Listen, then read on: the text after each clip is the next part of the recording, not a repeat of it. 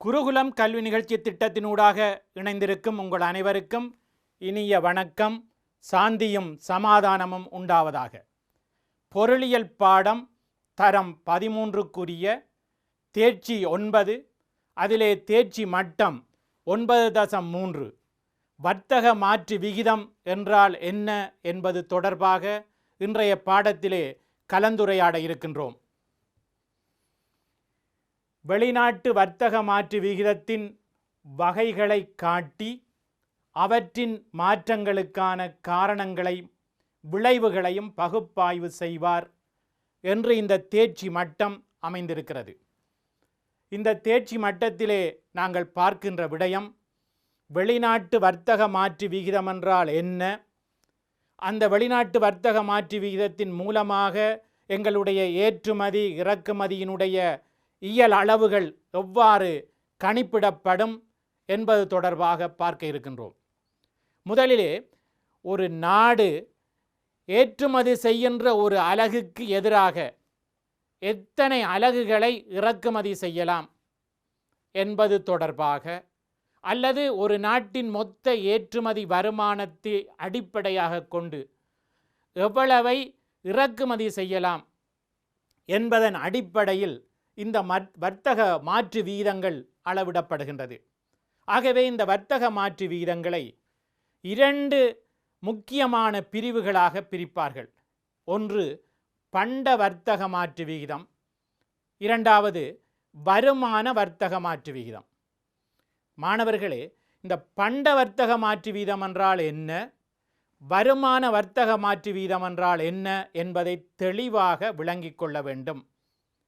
பண்ட வர்த்தக மாற்று விகிதம் என்பது ஓர் அலகு ஏற்றுமதிக்கு எதிராக எத்தனை அலகுகளை இறக்குமதி செய்யலாம் என்பதை வெளிப்படுத்துவதுதான் இந்த பண்ட வர்த்தக மாற்று விகிதமாகும். பாருங்கள், இந்த வர்த்தக மாற்று விகிதம் என்றால் என்னென்று சொல்லப்பட்டிருக்கிறது. அதிலே 2 இருக்கின்றன: பண்ட வர்த்தக மாற்று வீதம், வருமான வர்த்தக மாற்று வீதம் என்பதை ஞாபகத்திலே வைத்துக் கொள்ளுங்கள். ஏற்றுமதி செய்யப்படும் பண்ட அலகொன்றில் இருந்து பெற்றுக்கொள்ளக்கூடிய இறக்குமதி பண்ட அலகுகளின் தொகை வர்த்தக மாற்று விகிதம் எனப்படும். இப்போ என்ன சொல்லப்பட்டிருக்கின்றால், ஏற்றுமதி செய்யப்படுகின்ற ஒரு அலகுக்கு எதிராக எவ்வளவு அலகுகளை இறக்குமதி செய்யலாம் என்பதுதான் இந்த வர்த்தக மாற்று விகிதம். இதிலே பாருங்கள், ஒன்று பண்ட வர்த்தக மாற்று விகிதம், இன்னொன்று வருமான வர்த்தக மாற்று விகிதம். முதலிலே இந்த பண்ட வர்த்தக மாற்று விகிதம் என்றால் என்ன என்பதை பார்ப்போம். இந்த பண்ட வர்த்தக மாற்று விகிதம் என்பது ஏற்றுமதி அலகொன்றின் இறக்குமதி இயலளவு என்று சுருக்கமாக சொல்லிக்கொள்ளலாம். ஆனால் இந்த பண்ட வர்த்தக மாற்று விகிதத்தை அளவிடுவதற்கு சில வழிமுறைகள் இருக்கின்றன. அதாவது, ஏற்றுமதி விலை சுட்டெண்ணை இறக்குமதி விலை சுட்டெண்ணால் பிரித்து அதை 100ஆல் பெருக்குவதன் மூலமாக இந்த பண்ட வர்த்தக மாற்று விகிதத்தை அளவிடலாம். அப்படி அளவிடுகின்ற போது இந்த பண்ட வர்த்தக மாற்று விகிதம் 100ஐ விட அதிகமாகவோ அல்லது 100ஐ விட குறைவாகவோ இருக்கலாம். இதன் அடிப்படையில்தான் இந்த பண்ட வர்த்தக மாற்று வீதம் சாதகமானதாக இருக்கிறதா பாதகமானதாக இருக்கிறதா என்ற முடிவை செய்யக்கூடியதாக இருக்கும். இங்கே பாருங்கள், ஏற்றுமதி விலை சுட்டெண்ணை இறக்குமதி விலை சுட்டெண்ணால் பிரித்து 100ஆல் பெருக்குவதன் மூலம் கணிக்கப்படுகின்ற வர்த்தக மாற்று விகிதம் பண்ட வர்த்தக மாற்று விகிதம் ஆகும். இதை ஒரு சமன்பாட்டின் மூலமாக இங்கே காட்டியிருக்கின்றோம். பண்ட வர்த்தக மாற்று விகிதம் சமன் ஏற்றுமதி விலை சுட்டன் அதன் கீழ் இறக்குமதி விலை சுட்டன் தர 100. இந்த சமன்பாட்டை அடிப்படையாக வைத்து பண்ட வர்த்தக மாற்று வீதத்தை அளவிடலாம். அப்படி அளவிடுகின்ற போது இங்கே பாருங்கள், இந்த ஏற்றுமதி விலை சுட்டன் இறக்குமதி விலை சுட்டன் இதிலே ஏற்படுகின்ற மாற்றங்களை பொறுத்து இந்த பண்ட வர்த்தக மாற்று வீதத்தில் மாற்றங்கள் ஏற்படலாம். ஒரு சாதகமான மாற்றம் ஏற்பட வேண்டுமானால் இந்த ஏற்றுமதி விலைச்சுட்டனிலும் பார்க்க இறக்குமதி விலைச்சுட்டன் குறைவாக இருக்க வேண்டும். அதாவது இந்த வர்த்தக மாற்று விகிதத்தினுடைய பெறுமதி 100ஐ விட அதிகமாக இருந்தால்தான் அதை நாங்கள் சாதகமானது என்று சொல்லுகின்றோம். 100ஐ விட குறைவாக இருந்தால் அதை பாதகமானது என்று சொல்லுகின்றோம். ஆகவே இந்த வர்த்தக மாற்று விகிதம், பண்ட வர்த்தக மாற்று விகிதம் சாதகமாக வர வேண்டுமானால் ஏற்றுமதி விலைச்சுட்டனிலும் பார்க்க இறக்குமதி விலைச்சுட்டன்ற பெறுமதி குறைவாக இருக்க வேண்டும். அப்படி இருக்கின்ற சந்தர்ப்பங்களை பொறுத்துத்தான் இது சாதகமாக அமைகின்றதா அல்லது பாதகமாக அமைகின்றதா என்ற முடிவுக்கு வரக்கூடியதாக இருக்கும். அந்த அடிப்படையிலே பாருங்கள், எந்த சந்தர்ப்பத்திலே இது சாதகமாக இருக்கும், எந்த சந்தர்ப்பத்திலே இது பாதகமாக இருக்கும் என்பதை இந்த அட்டவணை காட்டுகிறது. அதாவது பண்ட வர்த்தக மாற்று விகிதம் குறைவடைவதில் செல்வாக்கு செலுத்துகின்ற காரணி பாதகமாக குறைவடைவதில் 100ஐ விட குறைந்து போவதிலே என்ன காரணிகள் செல்வாக்கு செலுத்துகின்றன என்பது பற்றி இங்கே குறிப்பிடப்பட்டிருக்கு. இந்த இடது பக்கத்திலே குறிப்பிடப்பட்டிருக்கிறது. அந்த பக்கத்தை பாருங்கள். அங்கே பண்ட வர்த்தக மாற்று விகிதம் அதிகரிப்பதில் செல்வாக்கு செலுத்துகின்ற காரணிகள், அதாவது 100ஐ விட கூடுதலாக இருப்பதற்கு காரணமாக இருக்கக்கூடிய காரணிகள் என்ற அடிப்படையில் இதை வகைப்படுத்தி காட்டுகின்றோம். இங்கே பாருங்கள், முதலாவது பண்ட வர்த்தக மாற்று வீதம் குறைவடைவதில் செல்வாக்கு செலுத்தும் காரணிகள் என்ற அடிப்படையிலே ஏற்றுமதி விலைச்சுட்டன் வீழ்ச்சி அடைந்து இறக்குமதி விலைச்சுட்டன் அதிகரித்தல். ஏனென்றால் ஏற்றுமதி விலைச்சுட்டனை இறக்குமதி விலைச்சுட்டனால் பிரித்து அதை 100ஆல் பெருக்குவதன் மூலம் இந்த பண்ட வர்த்தக மாற்று வீதத்தை நாங்கள் அளவிடுகின்றோம். அந்த பண்ட வர்த்தக மாற்று வீதம் குறைந்து போவதிலே என்ன காரணம் என்றால், குறைந்து போவதற்குரிய காரணத்திலே ஒன்று ஏற்றுமதி விலைச்சுட்டன் வீழ்ச்சி அடைந்து இறக்குமதி விலைச்சுட்டன் அதிகரித்தல். அப்போ ஏற்றுமதி விலைச்சுட்டனிலும் பார்க்க இறக்குமதி விலைச்சுட்டன் பெரிதாக இருந்தால் விடை 100ஐ விட குறைவாக வரப்போகிறது. ஆகவே அது குறைவடைய செய்வதிலே முக்கிய காரணியாக இருக்கிறது. எப்போ அதிகரிக்கும் என்று பார்த்தால் பாருங்கள், இதற்கு எதிரானது ஏற்றுமதி விலைச்சுட்டன் அதிகரித்தலும் இறக்குமதி விலைச்சுட்டன் வீழ்ச்சி அடைதலும். அப்போ ஏற்றுமதி விலைச்சுட்டன் அதிகரித்து இறக்குமதி விலைச்சுட்டன் குறைவடைந்தால் வர்த்தக மாற்று விகிதம் 100ஐ விட அதிகமாக இருப்பதற்கு வாய்ப்பு இருக்கிறது. அதனால்தான் பண்ட வர்த்தக மாற்று வீதம் அதிகரிப்பதில் செல்வாக்கு செலுத்தும் காரணி என்று அதை நாங்கள் குறிப்பிட்டிருக்கின்றோம். மாணவர்களே, நீங்கள் இந்த விடயங்களை பாடமாக்கி எழுத வேண்டும் என்ற எந்த அவசியமும் கிடையாது. இதற்குரிய சமன்பாட்டை விளங்கி கொண்டால் எந்த சந்தர்ப்பத்தில் அது 100ஐ விட கூடுதலாக இருக்கும் என்பதை சிந்தித்து பார்த்தால் அது அதிகரிப்பதில் செல்வாக்கு செலுத்தும் காரணி என்று நினைத்துக் கொள்ளுங்கள். எந்த சந்தர்ப்பத்தில் அது 100ஐ விட குறைவாக இருக்கும் என்று சிந்தித்தால் அதுதான் இந்த வர்த்தக மாற்று விகிதத்தை குறைவடைய செய்வதில் செல்வாக்கு செலுத்தும் காரணிகள் என்பதை உங்களால் அறிந்து கொள்ள முடியும். அந்த அடிப்படையில் தான் இந்த விளக்கங்கள் போடப்பட்டிருக்கிறது. இப்பொழுது இரண்டாவதை பாருங்கள். இந்த பண்ட வர்த்தக மாற்று வீதம் குறைவடைவதிலே செல்வாக்கு செலுத்துகின்ற இன்னொரு காரணியாக இறக்குமதி விலைச்சுட்டனை விட வேகமாக ஏற்றுமதி விலைச்சுட்டன் வீழ்ச்சியடைதல். அப்போ இதிலும் என்ன சொல்லப்படுது என்றால், ஏற்றுமதி விலைச்சுட்டனை விட இறக்குமதி விலைச்சுட்டன் பெரிதாக இருக்கக்கூடிய நிலை. அப்படி இருந்தால் இது குறைவடைவதிலே, வர்த்தக மாற்று வீதம் குறைவடைவதிலே, அதாவது 100ஐ விட குறைவடைவதிலே அது காரணமாக இருக்கும், குறைவடைய செய்வதற்கு காரணமாக இருக்கும். இங்கே பாருங்கள், 100ஐ விட அதிகரிக்க செய்வதற்கு, அதாவது பண்ட வர்த்தக மாற்று வீதத்தை அதிகரிப்ப செய்வதிலே செல்வாக்கு செலுத்துகின்ற காரணிகள். அந்த அடிப்படையில் பாருங்கள், ஏற்றுமதி விலைச்சுட்டனை விட வேகமாக இறக்குமதி விலைச்சுட்டன் வீழ்ச்சி அடைதல். அப்போ அதிலே பார்த்தால் உங்களுக்கு தெரியும், ஏற்றுமதி விலைச்சுட்டன் பெரிதாக இருக்குது, இறக்குமதி விலைச்சுட்டன் சிறிதாக இருக்குது. அப்படி இருந்தால் அது சாதகமாக மாறும். இன்னும் சில காரணங்கள் இருக்கின்றன, அவற்றையும் பார்த்து கொள்ளுங்கள். இங்கே பாருங்கள், இந்த வர்த்தக மாற்று விகிதம் குறைவடைவதிலே செல்வாக்கு செலுத்தும் அடுத்த காரணியாக நாங்கள் குறிப்பிடுகின்றோம். ஏற்றுமதி விலைச்சுட்டன் நிலையாக இருக்கும் போது இறக்குமதி விலைச்சுட்டன் அதிகரித்தல்.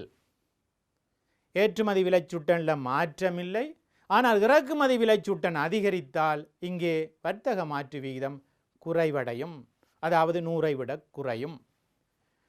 அடுத்ததாக பாருங்கள், அதிகரிக்கிறதுக்குரிய வர்த்தக மாற்று விகிதம் அதிகரிக்கிறதுக்குரிய சந்தர்ப்பம் ஏற்றுமதி விலைச்சுட்டன் நிலையாக இருக்கையில் இறக்குமதி விலைச்சுட்டன் குறைவடைதல். அதனால் வர்த்தக மாற்று விகிதத்திலே அதிகரிப்பு ஏற்படும். அடுத்ததை பாருங்கள், வர்த்தக மாற்று விகிதம் குறைவடைவதிலே செல்வாக்கு செலுத்துகின்ற காரணியாக இறக்குமதி விலைச்சுட்டன் நிலையாக இருக்கையில் ஏற்றுமதி விலைச்சுட்டன் வீழ்ச்சியடைதல். இந்த சந்தர்ப்பத்திலே வர்த்தக மாற்று வீதம் குறைவடையும். அடுத்ததாக பாருங்கள், வர்த்தக மாற்று வீதம் அதிகரிப்பதற்குரிய சந்தர்ப்பம் இறக்குமதி விலைச்சுட்டன் நிலையாக இருக்கையில் ஏற்றுமதி விலைச்சுட்டன் அதிகரித்தல். அப்படி இருக்கின்ற போது இந்த வர்த்தக மாற்று வீதம் அதிகரிப்பதற்கு வாய்ப்பு இருக்கிறது.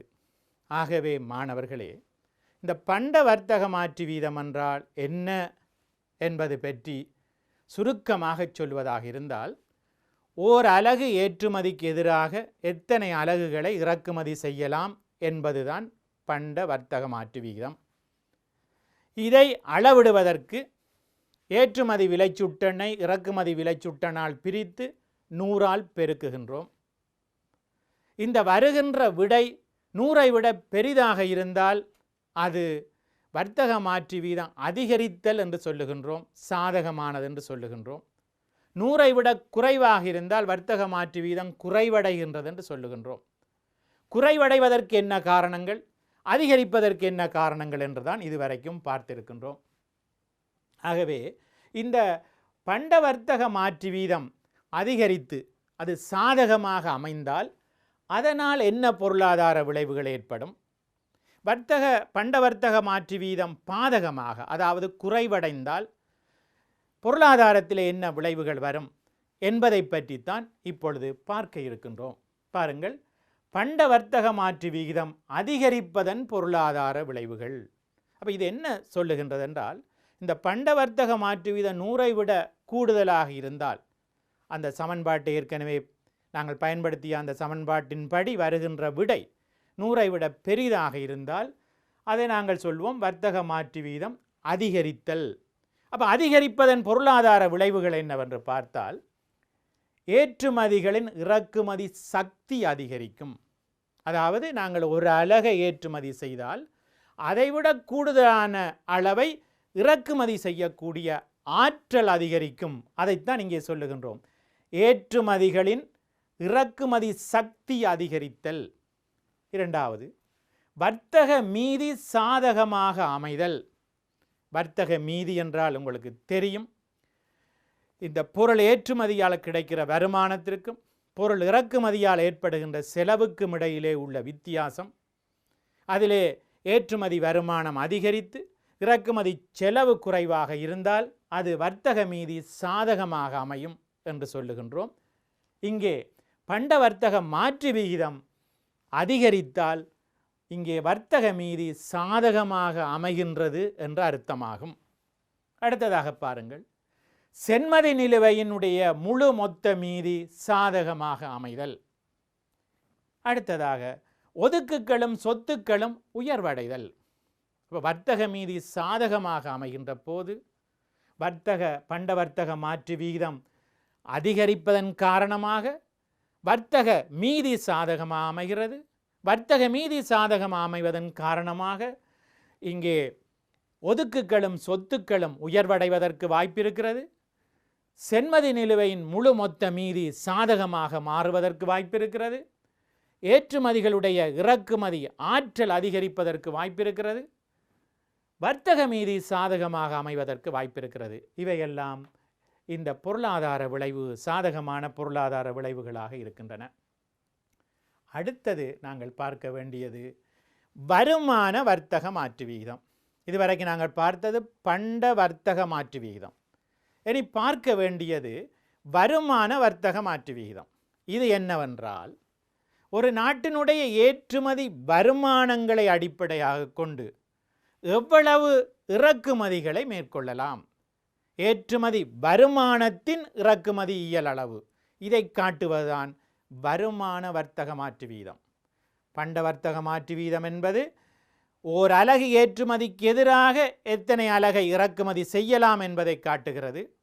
ஆனால் வருமான வர்த்தக மாற்று வீதம் மொத்த ஏற்றுமதி வருமானத்தை கொண்டு எவ்வளவு இறக்குமதி செய்ய முடியும் என்பதை காட்டுவதுதான் வருமான வர்த்தக மாற்று விகிதம் ஆகும். இங்கே பாருங்கள், ஏற்றுமதி வருமானத்தின் இறக்குமதி கொள்வனவு சக்தி வருமான வர்த்தக மாற்று விகிதமாகும். இதை அளவிடுவதற்கு ஒரு சமன்பாடு இருக்கிறது, அதை இங்கே பார்த்து கொள்ளுங்கள். வருமான வர்த்தக மாற்று விகித சமன் ஏற்றுமதி விலை சுட்டன் தர ஏற்றுமதி தொகை சுட்டன், அதன் கீழ் இறக்குமதி விலை சுட்டன் முழுவதனுடைய தர 100 என்று பார்க்கின்றோம். இந்த சமன்பாட்டை அடிப்படையாக வைத்துத்தான் வருமான வர்த்தக மாற்று வீதம் அளவிடப்படுகிறது. இந்த வருமான வர்த்தக மாற்று வீதம் உயர்வடையலாம், அதுவும் குறைவடையலாம். இப்போ வருமான வர்த்தக மாற்று வீதம் உயர்வடைவதனுடைய பொருளாதார விளைவுகள் என்ன, வருமான வர்த்தக மாற்று வீதம் குறைவடைவதன் பொருளாதார விளைவுகள் என்ன என்பது தொடர்பாகவும் மாணவர்கள் தெரிந்திருக்க வேண்டும்.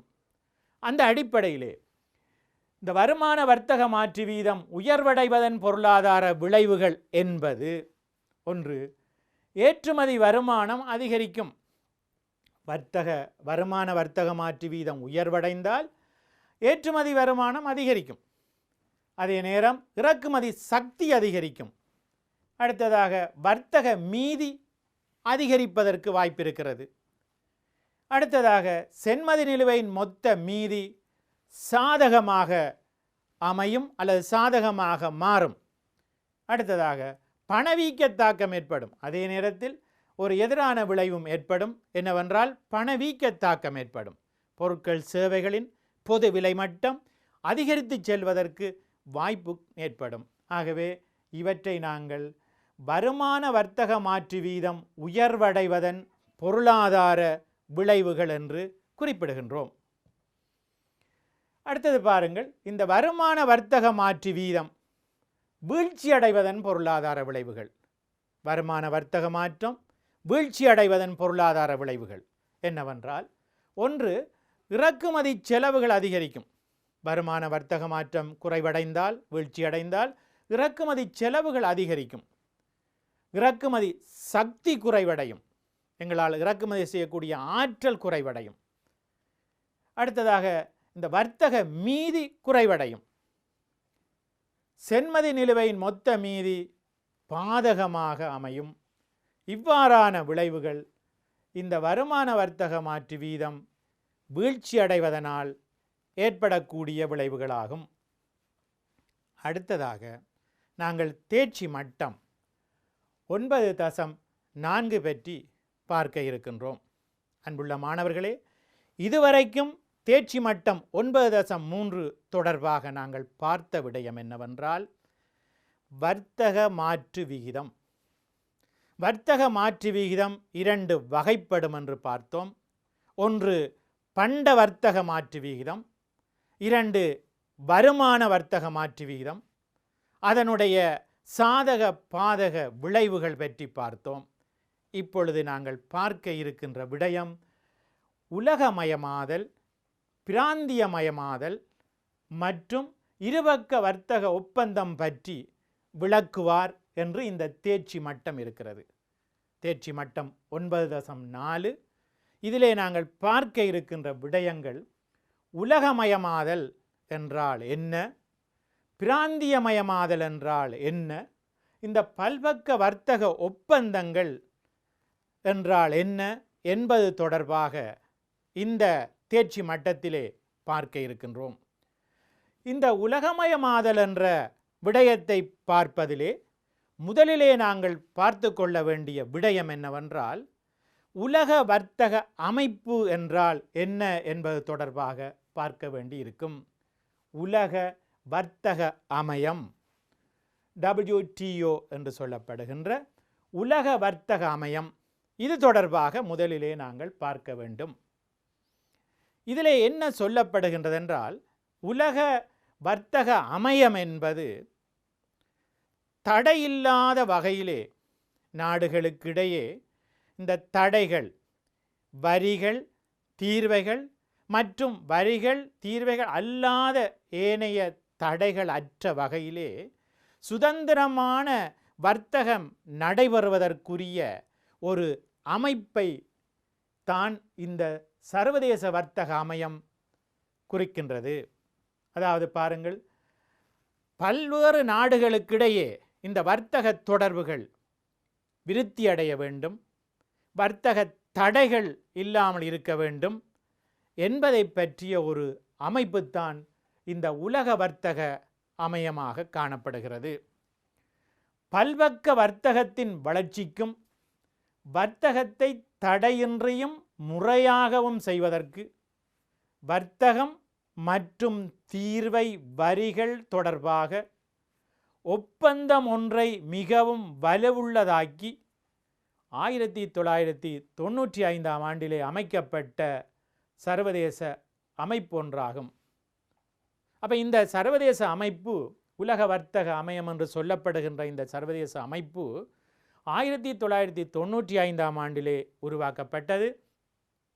இங்கே இந்த தீர்வை வரிகள் தொடர்பான ஒப்பந்தம் ஒன்று செய்யப்பட்டு தடைகள் இல்லாத வகையில் பரந்த அளவில் அடிப்படையிலே நாடுகளுக்கிடையிலே வர்த்தகம் நடைபெற வேண்டும் என்பதை வலியுறுத்துகின்ற ஒரு அமைப்பாக இது காணப்படுகின்றது. ஆகவே இந்த உலக வர்த்தக அமையத்தினுடைய பிரதான நோக்கங்கள் எவை என்று நாங்கள் பார்ப்போமாக இருந்தால், ஒன்று, பல்பக்க வர்த்தகத்தை ஊக்குவித்தல். அதாவது நாடுகளுக்கிடையிலே பரவலாக எல்லா நாடுகளுக்கும் இடையிலே வர்த்தகத்தை தடையில்லாமல் ஏற்படுத்துவதற்குரிய ஒரு ஊக்குவிப்பை கொடுப்பது இந்த உலக வர்த்தக அமையத்தினுடைய ஒரு நோக்கமாக காணப்படுகிறது. அடுத்த நோக்கம், வர்த்தகத்தை முறையாக செயல்படுத்தல். அடுத்ததாக, வர்த்தக தடைகளை இழிவு மட்டத்துக்கு கொண்டு வருதலும், வர்த்தக மட்டங்களை திருத்தி அமைப்பதன் மூலம் சர்வதேச முறைமைக்குள் மறுசீரமைப்பை ஏற்படுத்தல். இப்போ இது என்ன சொல்லப்படுகிறது என்றால், இந்த வர்த்தகத்திலே காணப்படுகின்ற தடைகள் இருக்கின்றது, வரிகள், தீர்வைகள், அதை தவிர வரிகள், தீர்வைகள் அல்லாத ஏனைய தடைகள் இருக்கிறது. இயன்ற வரைக்கும் அந்த தடைகளை குறைந்த மட்டத்தில் வைத்து வர்த்தகத்தை மேற்கொள்ள வேண்டும் என்பதை இது நோக்கமாக கொண்டிருக்கின்றது. அடுத்ததாக, உலக வர்த்தக அமைப்பினுடைய தொழிற்பாடுகள் என்று நாங்கள் பார்த்தால், முதல் நோக்கங்கள் பார்த்தோம், இப்பொழுது அதனுடைய தொழிற்பாடுகள் பற்றி பார்ப்போமானால், ஒன்று, உலக வர்த்தக அமைப்பின் கீழ் அங்கத்துவ நாடுகளால் கைச்சாத்திடப்பட்டுள்ள சர்வதேச வர்த்தக ஒப்பந்தங்கள் சரியான முறையில் செயல்படுகின்றதா என்பதை மேற்பார்வை செய்தல். பாருங்கள், இந்த உலக வர்த்தக அமைப்பிலே இருக்கின்ற பல்வேறு அங்கத்துவ நாடுகளுக்கிடையே இந்த வர்த்தக முறைகள், இந்த ஒப்பந்தங்கள் எல்லாம் சரியான முறையிலே அந்த ஒப்பந்தங்கள் அடிப்படையிலே வர்த்தகம் நடைபெறுகின்றதா, அல்லது அந்த ஒப்பந்தங்களை மீறியதாக அந்த வர்த்தக செயல்பாடுகள் இருக்கின்றதா என்பதை மேற்பார்வை செய்வது இந்த உலக வர்த்தக அமைப்பினுடைய பிரதான தொழிற்பாடுகளில் ஒன்றாகும். அடுத்ததாக, சுதந்திரமான வர்த்தகத்தை ஊக்குவிப்பதற்கு அவசியமான கலந்துரையாடல்களை மேற்கொள்வதற்கான தளங்களை வழங்குதல். ஆகவே இந்த வர்த்தக அமைப்பை பொறுத்தவரையிலே இது என்ன சொல்லுகின்றதென்றால், சுதந்திரமாக வர்த்தகம் நடைபெற வேண்டும். எந்த நாடுகளும் வர்த்தகத்திலே தடைகளை விதிக்கக்கூடாது. அப்படி தடைகளை விதித்தால் ஒரு நாட்டினுடைய ஏற்றுமதிகளோ இறக்குமதிகளோ அங்கே பாதிப்படையும். அந்த ஏற்றுமதிகளுக்கு இறக்குமதிகளுக்கு விலை அதிகரிப்பதற்கு வாய்ப்புகள் இருக்கும் தடைகள் விதித்தால். அதனால் உலக மக்கள் நுகர்வோர்கள் கூடிய விலையிலே அந்த பொருட்களை பெற்றுக்கொள்வதற்கான சந்தர்ப்பங்கள் கிடைப்பதற்கு வாய்ப்பிருக்கும். ஆகவே இவ்வாறான நிலைமைகளை சீர் செய்து சுதந்திரமான முறையிலே மலிவாக நாடுகளுக்கிடையிலே வர்த்தகம் நடைபெற வேண்டும் என்பதை கூறுவதாக இது அமைந்திருக்கிறது.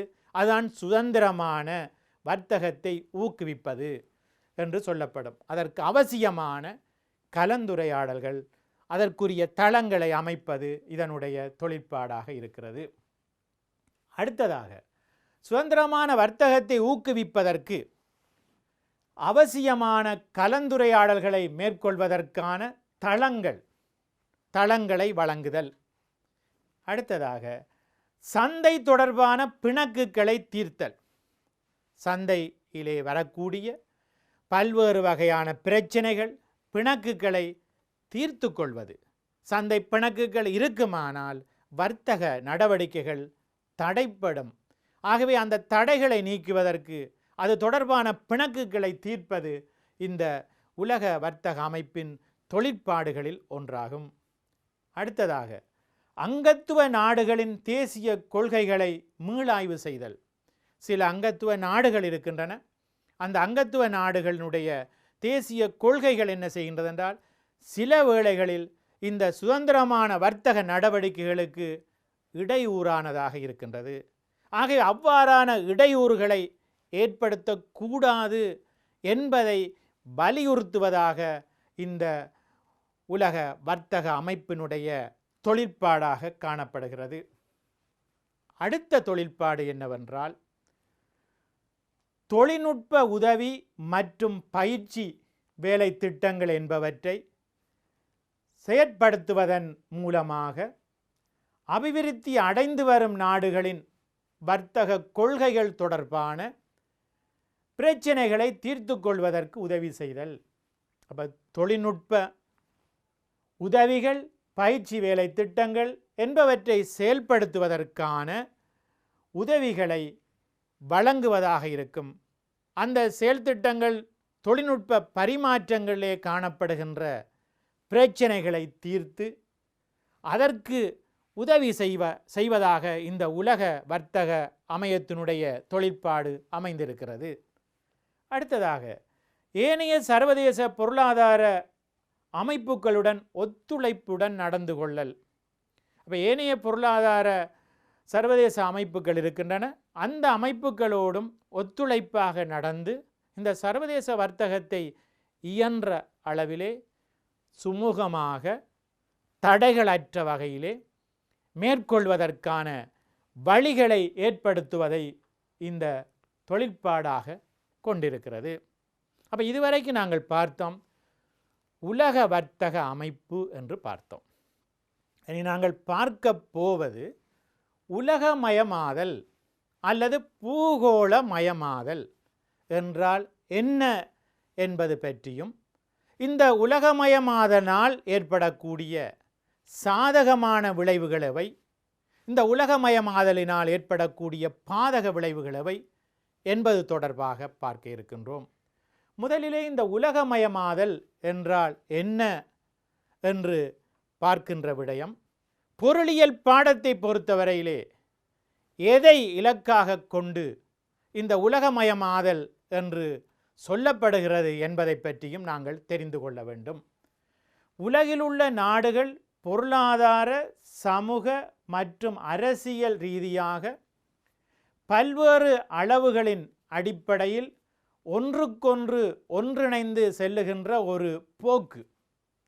அப்போ உலகமயமாதல் என்பது பொருளாதார, சமூக, அரசியல் ரீதியில் அவை ஒன்றுக்கொன்று இணைந்து போகின்ற ஒரு செயல்பாடாக இந்த உலகமயமாதல் காணப்படுகிறது. ஏனென்றால் இன்றைய உலகிலே எந்த ஒரு நாடும் தனித்து வாழ முடியாத நிலையிலே இருக்கின்றன. ஒரு நாடு இன்னொரு நாட்டை சார்ந்து வாழ வேண்டிய நிலையில் இருக்கின்றன. அதனால் இந்த பொருளாதார ரீதியாக, சமூக ரீதியாக, அரசியல் ரீதியாக நாடுகள் ஒன்றில் ஒன்று சார்ந்து செல்லுகின்ற, ஒன்றிணைந்து செல்லுகின்ற அந்த போக்குத்தான் உலகமயமாதல் அல்லது பூகோளமயமாதல் என்று சொல்லுகின்றோம். பொருளியல் ரீதியிலே நாங்கள் பார்க்கின்ற போது, பொருளியல் ரீதியிலே உலகமயமாதல் என்பது உலக நாடுகள் வர்த்தகம், மூலதனம், தொழில்நுட்பம், கொள்கைகள் போன்ற பல்வேறு அணுகுமுறைகள் மூலம் ஒன்றோடு ஒன்று ஒருங்கிணைந்து செல்லுகின்ற செயல்பாடு. இப்போ பொருளியல் ரீதியிலே இந்த உலகமயமாதல் என்னத்தை சொல்லுகின்றது என்றால், வர்த்தகம், மூலதனம், தொழில்நுட்பம் மற்றும் கொள்கைகள் என்ற அடிப்படையிலே நாடுகள் ஒன்றோடு ஒன்று ஒருமித்து செல்லுகின்ற, ஒருங்கிணைகின்ற ஒரு செயல்பாடைத்தான் இந்த உலகமயமாதல் என்று குறிப்பிடுகின்றோம். அப்போ தற்காலத்திலே இந்த உலகமயமாதல் தொழில்நுட்பம் மற்றும் கொள்கைகளின் அடிப்படையிலே செயல்படுத்தப்படுகிறது. உலகமயமாதல் காரணமாக பொருளாதாரத்தில் இந்த அந்நியோன்யமான தங்கியிருத்தல், நிதிப்பாய்ச்சல்களின் விருத்தி, உற்பத்தி செயல்பாட்டை சர்வதேச மயமாக்கல் மற்றும் சர்வதேச உழைப்பு பெயர்வை வேகப்படுத்தல் என்பன இதிலே இருக்கின்ற முக்கியமான விளைவுகளாக இருக்கின்றன. அதாவது இந்த உலகமயமாதலின் காரணமாக தற்காலத்திலே தொழில்நுட்ப ரீதியான பரிமாற்றங்கள், கொள்கை ரீதியான பரிமாற்றங்கள் மற்றும் நிதி பாய்ச்சல்களுடைய பரிமாற்றங்கள், அதை தவிர உழைப்பு பெயர்வு, ஊழிய இடப்பெயர்வு இவற்றையெல்லாம் இலகுபடுத்துகின்ற செயல்பாடாக இந்த உலகமயமாதல் தற்போது காணப்படுகின்றது. இந்த உலகமயமாதல் தொடர்பாக சாதகமான கருத்துக்களும் இருக்கின்றன, பாதகமான கருத்துக்களும் இருக்கின்றன. உலகமயமாதல் காரணமாக நாடுகள் என்னென்ன நன்மைகளை அடைகின்றன, என்னென்ன தீமைகளை அடைகின்றன என்பதை பற்றி நாங்கள் பார்க்க வேண்டியிருக்கின்றோம். முதலிலே இந்த உலகமயமாதல் காரணமாக அதற்கு சார்பாக முன்வைக்கப்பட்ட காரணங்களை பார்ப்போம்.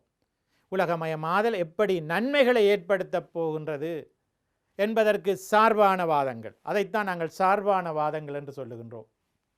ஒன்று பாருங்கள், உற்பத்தி செயல்பாடு பரவலாக்கப்படுவதனால் உற்பத்தி மற்றும் நுகர்வு செயல்பாடுகள் வெளிநோக்கி நகர்தல். அப்போ உலகமயமாதல் காரணமாக ஒரு நாடு மேலதிகமாக உற்பத்தி செய்கின்ற பொருட்களை வேறு நாடுகளுக்கு ஏற்றுமதி செய்வதற்கான வாய்ப்புகள் இருக்கின்றன.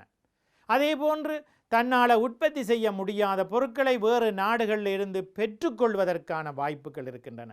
அதனால் இந்த நுகர்வு செயல்பாடுகள் வெளிநோக்கியதாக இங்கே மட்டுமல்ல, இங்கே உற்பத்தி செய்யப்படுகின்ற பொருள் இங்கே மட்டுமல்ல, ஏனைய நாடுகளில் உள்ளவர்களாலும் நுகரக்கூடிய அளவிற்கு அந்த வாய்ப்பு, வசதிகளை இந்த உலகமயமாதல் ஏற்படுத்துகின்றது.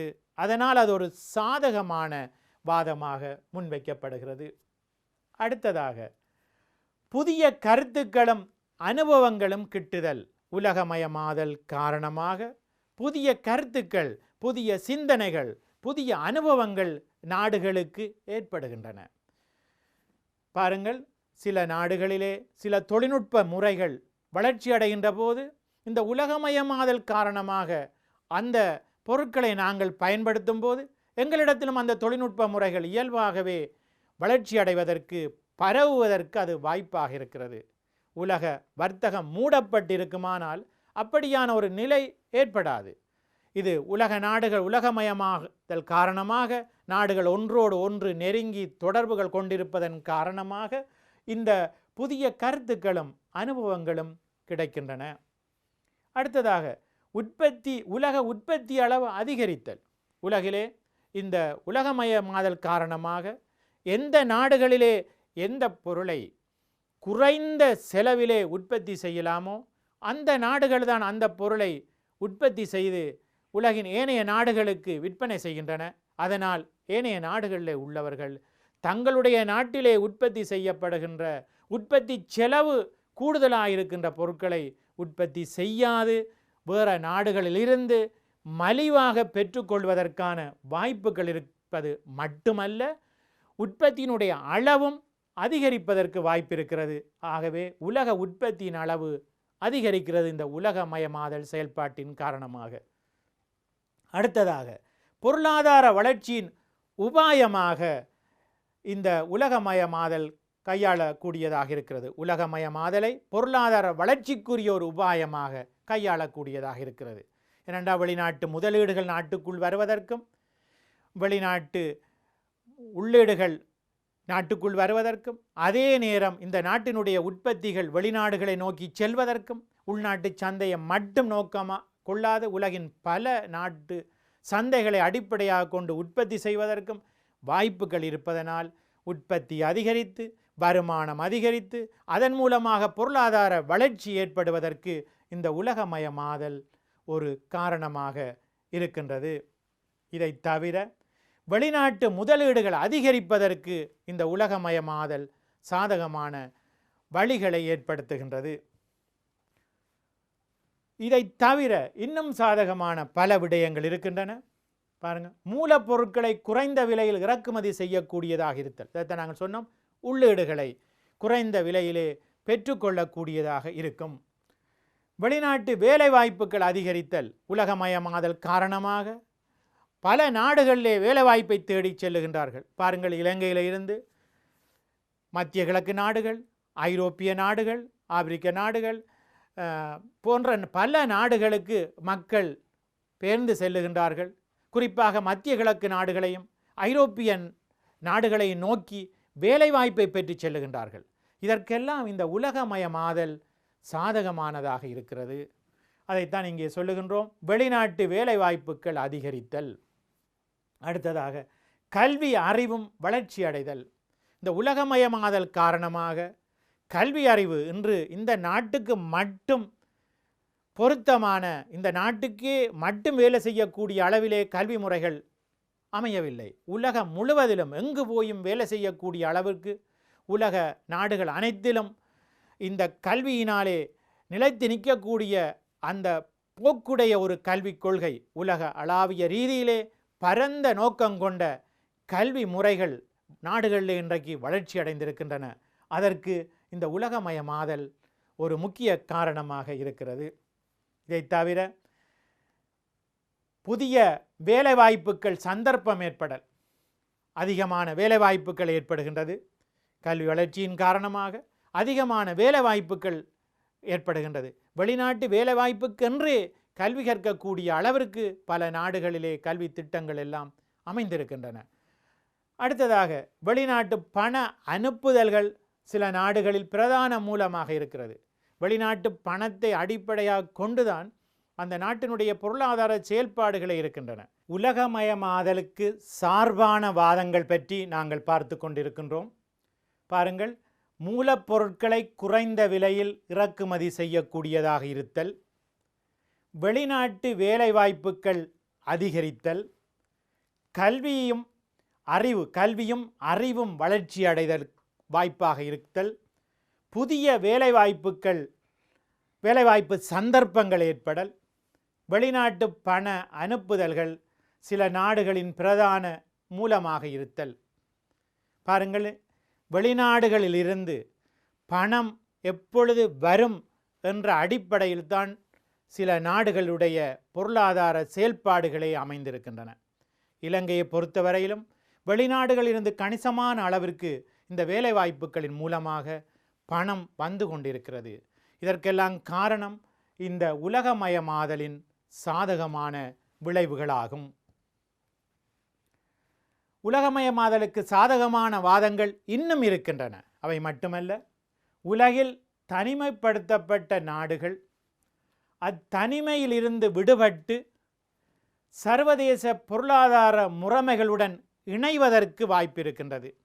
எந்த ஒரு நாடும் தனித்து செல்லாமல் இணைந்து செல்வதற்கும் அதன் மூலமாக ஏராளமான நன்மைகளை அனுபவிப்பதற்கும் இந்த உலகமயமாதல் சாதகமானதாக அமைந்திருக்கிறது.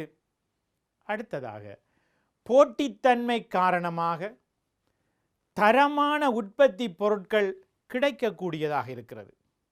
இந்த உலகமயமாதல் செயல்பாடு இல்லாமல் ஒரு மூடிய பொருளாதாரமாக இருந்தால் அந்த நாட்டிலே உற்பத்தி செய்யப்படுகின்ற தரம் குறைவான பொருட்களையும் நுகரக்கூடியதாக இருக்கும். ஆனால் உலகமயமாதல் காரணமாக மிகவும் தரமான பொருட்களை மலிவான விலையிலே நுகர்வதற்கு சந்தர்ப்பத்தை இந்த உலகமயமாதல் வழங்குகின்றது. அடுத்ததாக பாருங்கள், இணையம் மூலம் தகவல்களை பெறக்கூடியதாக இருத்தல். இன்றைக்கு எந்த நாட்டிலே எந்த பொருள் மலிவாக இருக்கிறது என்பதை நாங்கள் இந்த நாட்டில் இருந்து கொண்டே இணையதளங்களின் ஊடாக பிரவேசித்து பொருட்களை பார்க்கக்கூடியதாக, பொருட்களை கொள்வனவு செய்யக்கூடியதாக பல்வேறு வாய்ப்புகள் காணப்படுகின்றன. இவையெல்லாம் உலகமயமாதலின் சாதகமான வாதங்கள் என்று நாங்கள் சொல்லுகின்றோம். உலகமயமாதலுக்கு சார்பாக சொல்லப்படுகின்ற கருத்துக்கள். இது மட்டுமல்ல, இந்த உலகமயமாதல் தொடர்பாக எவ்வளவோ சாதகமான விடயங்கள் இருந்தாலும் கூட அதற்கு எதிரான பாதகமான கருத்துக்களை தெரிவிப்பவர்களும் இருக்கின்றார்கள். அந்த அடிப்படையிலே இந்த பாதகமான வாதங்கள் என்றால் என்ன என்பது பற்றி நாங்கள் பார்ப்போமாக இருந்தால், ஒன்று, உலகமயமாதலின் நன்மைகள் உலக மக்கள் அனைவருக்கும் நியாயமாக பங்கீடு செய்யப்படுவதில்லை என்பது ஒரு பாதகமான வாதமாக இருக்கிறது. ஏனென்றால் இதிலே பெரும்பாலான நாடுகள், அபிவிருத்தி அடைந்த நாடுகள் அதிகளவு நன்மைகளை அடைகின்ற நேரம், அபிவிருத்தி அடைந்து வருகின்ற நாடுகளுக்கு இந்த உலகமயமாதலால் கிடைக்கின்ற நன்மைகள் ஒப்பீட்டு ரீதியிலே குறைவாகத்தான் இருக்கின்றன. இதனால்தான் சொல்லுகின்றார்கள், உலகமயமாதலின் நன்மைகள் உலக மக்கள் அனைவருக்கும் நியாயமாக பங்கீடு செய்யப்படுவதில்லை. அடுத்ததாக, அபிவிருத்தி அடைந்த நாடுகளுக்கு கூடுதலான நன்மைகள் கிட்டுதல். சர்வதேச ரீதியில் வருமான ஏற்றத்தாழ்வுகள் அதிகரித்தல். அதாவது இந்த உலகமயமாதலின் காரணமாக சில நாடுகள் அளவுக்கு மிஞ்சிய அளவிலே வேகமான முறையிலே வளர்ச்சியை ஏற்படுத்துகின்ற நாடுகளாக, வளர்ந்த நாடுகளாக மாறுகின்றன.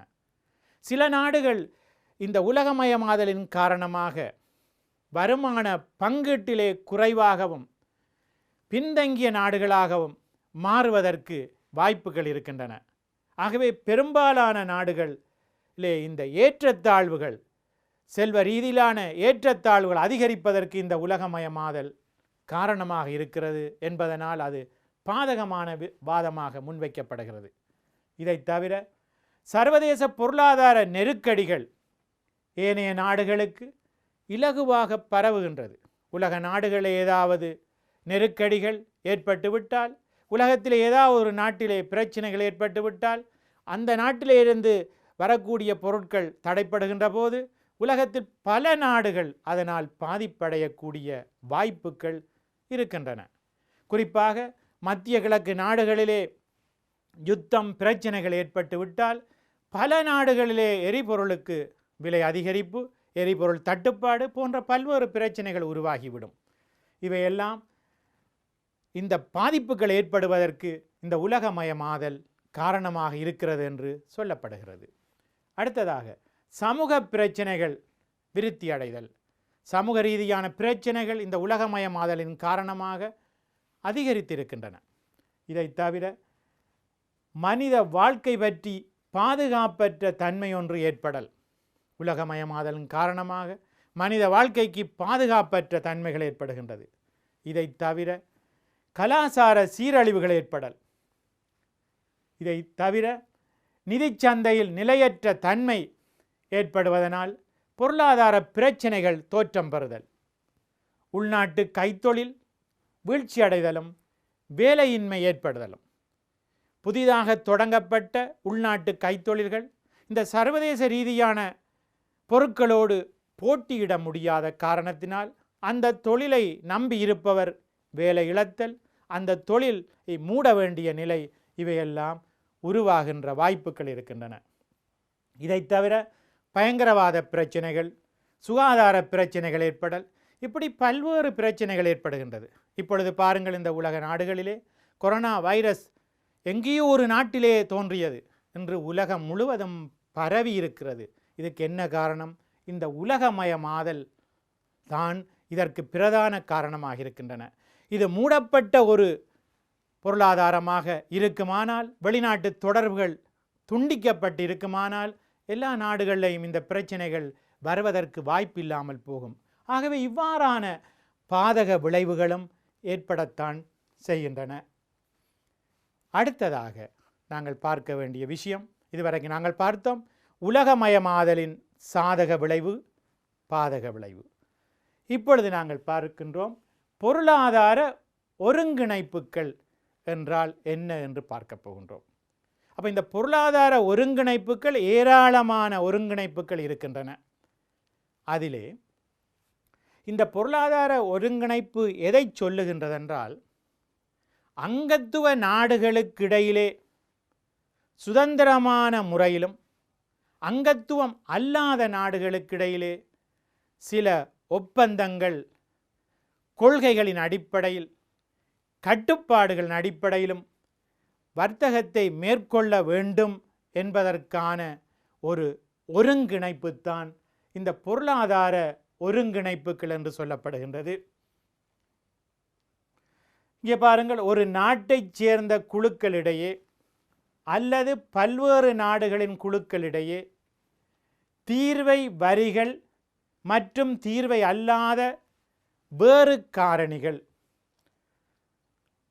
இன்றி பொருட்கள், சேவைகள், உற்பத்தி காரணி பரிமாற்றங்கள் என்பவற்றை செய்கின்ற செயல்பாடு பொருளாதார ஒருங்கிணைப்பு எனப்படும். அப்போ இதில் சுருக்கமாக சொல்லப்படுற விஷயம், ஒரு நாட்டைச் சேர்ந்த குழுக்களிடையே அல்லது பல நாடுகளுக்கிடையே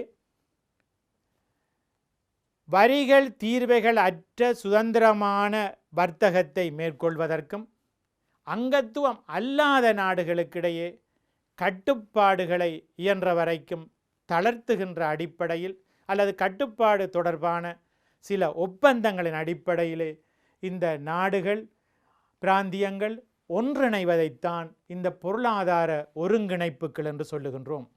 இந்த பொருளாதார ஒருங்கிணைப்புகளை நாங்கள் பல்வேறு வடிவங்களாக வகைப்படுத்த முடியும்.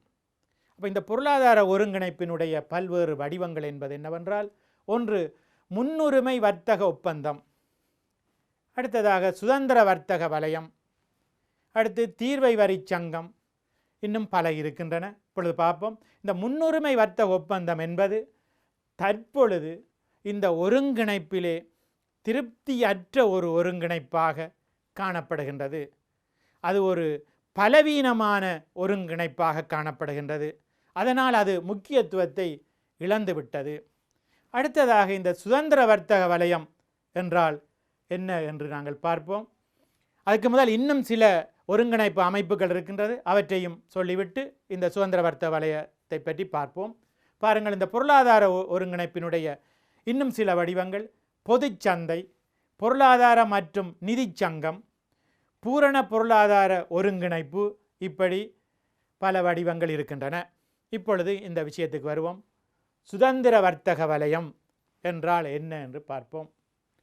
அங்கத்துவ நாடுகள் அங்கத்துவம் பெறாத நாடுகளுடன் வியாபாரத்தில் ஈடுபடும் போது அந்நாடுகளது விருப்பப்படி வியாபார தடைகளை கையாள்வதற்கும், அங்கத்துவ நாடுகளுக்கிடையே வர்த்தகம் தடையின்றி நடைபெறுவதற்கும் நாடுகள் சில ஒன்றிணைந்து உருவாக்கி கொண்ட அமைப்புத்தான் இந்த சுதந்திர வர்த்தக வலயம் என்று சொல்லப்படுகிறது.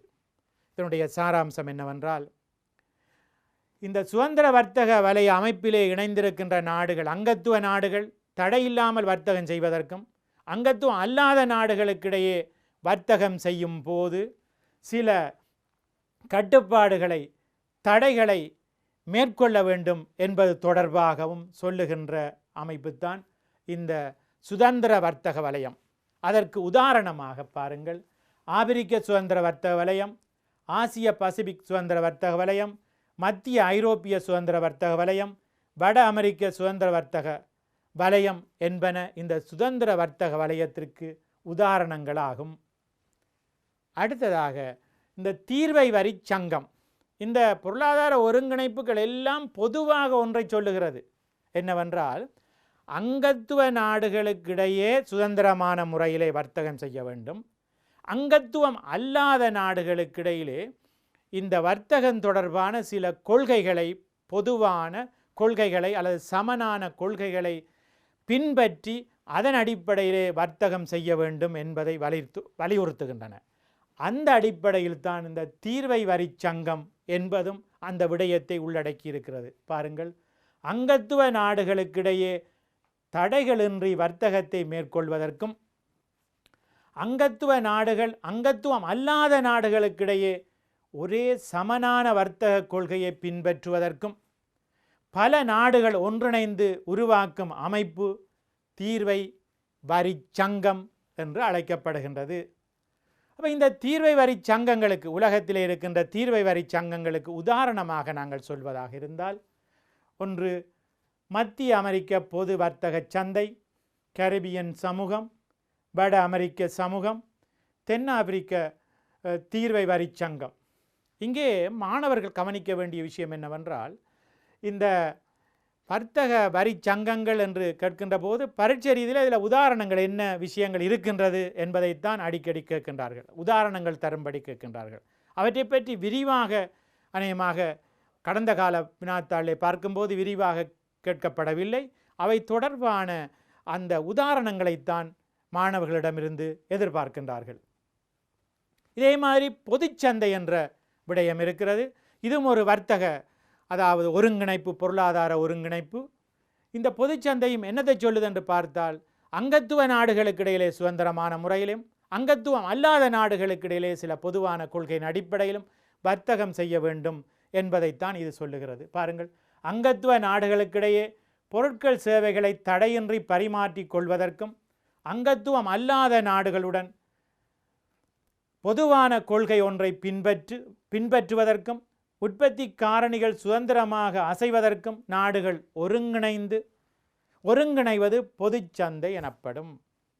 அப்போ இந்த பொதுச்சந்தைக்கு நாங்கள் உதாரணமாக பார்ப்போம். இங்கே என்ன சொல்லப்படுது என்றால், உற்பத்தி காரணிகளும் உற்பத்தி பொருட்களும் தடையின்றி அசைவதற்கு வாய்ப்பு ஏற்படுதல்.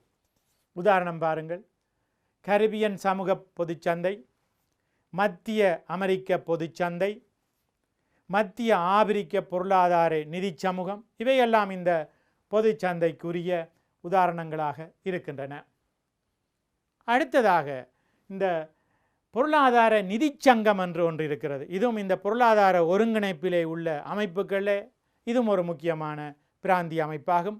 இது என்னத்தை சொல்லுகின்றது என்றால், இதிலும் பாருங்கள் அந்த விஷயம்தான் இருக்கும். அங்கத்துவ நாடுகளுக்கிடையே தடையின்றி வர்த்தகம் செய்வது, அங்கத்துவம் அல்லாத நாடுகளுக்கிடையிலே பொது கொள்கை அல்லது பொது ஒப்பந்தத்தின் அடிப்படையிலே வர்த்தகத்தை மேற்கொள்வது. பாருங்கள், அங்கத்துவ நாடுகளுக்கிடையே தடையின்றி வர்த்தகத்தை மேற்கொள்ளவும் அங்கத்துவம் அல்லாத நாடுகளுக்கிடையே பொது கொள்கையின் கீழ் வர்த்தகத்தை மேற்கொள்ளவும் அங்கத்துவ நாடுகளுக்கிடையே உழைப்பு, மூலதனம் என்பவற்றை சுதந்திரமாக அசைய செய்யவும் சமனான நாணய கொள்கையினையும் அரச நாணய கொள்கையினையும் செயல்படுத்துவதற்கும் பல நாடுகள் ஒன்றிணைந்து உருவாக்கிய அமைப்புத்தான் இங்கே பொருளாதார நிதி சங்கம் என்று அழைக்கப்படுகின்றது. ஆகவே இந்த பொருளாதார நிதி சங்கத்துக்கு உதாரணமாக நாங்கள் கூறுவதாக இருந்தால், மத்திய ஆப்பிரிக்க பொருளாதார நிதி சங்கம், மேல் ஆப்பிரிக்க பொருளாதார நிதி சங்கம், ஐரோப்பிய நிதி பொருளாதார சங்கம், இந்த சங்கங்கள் எல்லாம் இதற்கு உதாரணமாக நாங்கள் சொல்லலாம். இலங்கை மேற்கொண்டுள்ள சுதந்திர வர்த்தக உடன்படிக்கை, அண்மை காலத்திலே இலங்கை மேற்கொண்டுள்ள சுதந்திர வர்த்தக உடன்படிக்கைகளுக்கு சில உதாரணங்களை நாங்கள் பார்க்க வேண்டும். ஒன்று, ஆசிய பசிபிக் வர்த்தக உடன்படிக்கை. இது 1975ஆம் ஆண்டில் இருந்தது உருவாக்கப்பட்ட இந்த உடன்படிக்கை. அடுத்ததாக இலங்கை இந்திய தாராள வர்த்தக உடன்படிக்கை. இது 1988ஆம் ஆண்டிலே செய்து கொள்ளப்பட்ட உடன்படிக்கை. அடுத்தது பாகிஸ்தான் இலங்கை தாராள வர்த்தக உடன்படிக்கை. அடுத்ததாக தெற்காசிய தாராள வர்த்தக உடன்படிக்கை. அடுத்ததாக இலங்கை சிங்கப்பூர் தாராள வர்த்தக உடன்படிக்கை, இப்படியான வர்த்தக உடன்படிக்கைகள் செய்யப்பட்டிருக்கின்றன. அடுத்ததாக பாருங்கள், இந்த வெளிநாட்டு வர்த்தக ஒப்பந்தங்களினுடைய முக்கியத்துவம் பற்றி பார்க்க வேண்டும். இப்போ நாடுகளுக்கு இடையிலான ஒத்துழைப்பு வலுவடைதல், சந்தை விரிவாக்கம் அடைதல், போக்குவரத்து செலவு குறைவடைதல், உள்நாட்டு சந்தையில் பொருட்களின் விலை குறைவடைதல், வெளிநாட்டு முதலீடு வளர்ச்சி அடைதல், இப்படியான நன்மைகள் இந்த வெளிநாட்டு வர்த்தக ஒப்பந்தங்களுடைய முக்கியத்துவம் என்று சொல்லப்படுகிறது. ஆகவே அன்புள்ள மாணவர்களே, நாங்கள் இதுவரைக்கும் இந்த பொருளாதாரத்திலே வர்த்தக மாற்று விகிதம் என்றால் என்ன என்பது பற்றி பார்த்தோம். அதை தொடர்ந்து அதிலே பண்ட வர்த்தக மாற்று வீதம், வருமான வர்த்தக மாற்று வீதம், அதனுடைய சாதகமான பாதகமான விளைவுகள் பற்றி பார்த்தோம். உலகமயமாதல் என்றால் என்னென்று பார்த்தோம். அதிலே உலக வர்த்தக அமையம் என்றால் என்ன, அந்த வர்த்தக அமையத்தினுடைய நோக்கம் என்ன என்பது பற்றி பார்த்தோம். அடுத்தது உலகமயமாதல் என்றால் என்ன, அந்த உலகமயமாதலுக்கு சார்பான வாதங்கள் பற்றி பார்த்தோம். உலகமயமாதலுக்கு எதிரான வாதங்கள் பற்றி பார்த்தோம். அடுத்ததாக இந்த பொருளாதார ஒருங்கிணைப்பு பற்றி பார்த்தோம். அந்த பொருளாதார ஒருங்கிணைப்பிலே முக்கியத்துவம் பற்றி பார்த்தோம். அடுத்ததாக இலங்கை அண்மை காலத்திலே மேற்கொண்ட இந்த ஒப்பந்தங்கள் உடன்படிக்கைகள் பற்றி பார்த்தோம். இறுதியாக வெளிநாட்டு வர்த்தக ஒப்பந்தங்களுடைய முக்கியத்துவம் பற்றி பார்த்திருக்கின்றோம். அன்புள்ள மாணவர்களே, இதுவரைக்கும் இந்த 9வது தேர்ச்சியிலே தேர்ச்சி மட்டம் 9.3, 9.4 ஆகியவற்றிலே உள்ள முக்கியமான விடயங்கள் பற்றி பார்த்திருக்கின்றோம். மீண்டும் அடுத்த வகுப்பிலே நாங்கள் இதனுடைய தொடர்ச்சியை பார்க்க இருக்கின்றோம். அன்புள்ள மாணவர்களே, இந்த காணொளி காட்சி உங்களுக்கு ஒரு தடவை தொலைக்காட்சியிலே பார்க்கக்கூடியதாக இருந்தாலும், நீங்கள் இந்த தேசிய கல்வி நிறுவக இணையதளத்திலே பிரவேசித்து யூடியூப் ஊடாக யூடியூப் ஊடாக பல முறைகள் இதை பார்ப்பதற்கும், அதன் மூலமாக இந்த பாடத்திலே நீங்கள் பூரணமான அறிவை பெற்றுக்கொள்வதற்கும் அது உங்களுக்கு உதவியாக இருக்கும் என்று நம்புகின்றேன். ஆகவே இதுவரை இந்த பாடத்தை பொறுமையோடு கேட்டுக்கொண்டிருந்த உங்கள் அனைவருக்கும் நன்றி, வணக்கம்.